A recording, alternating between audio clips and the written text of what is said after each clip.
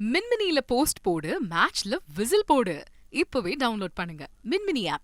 கடலூர்ல வாக்குப்பதிவு இயந்திரங்கள் வைக்கப்பட்டிருந்த ஸ்ட்ராங் ரூமை திறக்க முடியாமல் அதிகாரிகள் திணறி வருகின்றனர். செய்தியாளர் தேவநாதன் கூடுதல் விவரத்தோடு இணைகிறார். தேவநாதன், இது பற்றிய கூடுதல் விவரங்கள்.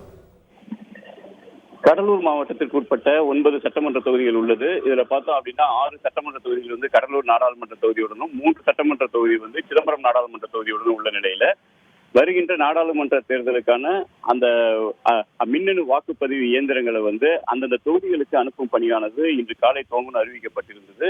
கடந்த சட்டமன்ற தேர்தலுக்கு பிறகு நகர்ப்புற உள்ளாட்சி தேர்தல் நடைபெற்றது. அந்த உள்ளாட்சி தேர்தலில் இந்த மின்னணு வாக்குப்பதிவு இயந்திரங்கள் பயன்படுத்தப்பட்ட பிறகு அனைத்து கட்சி பிரமுகர் முன்னிலையில கடலூர் மாவட்ட ஆட்சியர் அலுவலகத்தில் பின்புறம் உள்ள இந்த மின்னணு வாக்குப்பதிவு இயந்திரங்களை வைப்பதற்கான மையம் இருக்குது.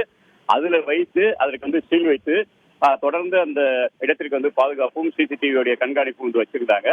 இந்த நிலையில தான் பார்த்தோம் அப்படின்னா இன்று காலை 9 மணிக்கு அனைத்து கட்சியினரும் அந்த பகுதிக்கு வர வேண்டும். அவர்கள் முன்னிலையில இந்த அறையானது திறக்கப்பட்டு அந்த 9 சட்டமன்ற தொகுதிக்குரிய வாக்குப்பதிவு இயந்திரங்கள் அனுப்பும் பணியானது நடைபெறும் சொல்லி அறிவிச்சிருந்தாங்க. இதனைத் தொடர்ந்து அனைத்து கட்சி பிரமுகர்கள் வந்தாங்க. கடலூர் மாவட்ட தேர்தல் அதிகாரி அருண் தம்புராஜ் மற்றும் பார்த்தோம் அப்படின்னா அப்சர்வர் முன்னிலையில இந்த அறையை திறப்பதற்கான பணிகள் நடைபெற்றது.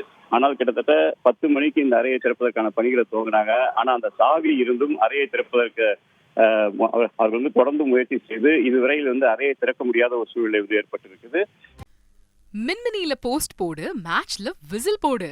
இப்பவே டவுன்லோட் பண்ணுங்க மின்மினி ஆப்.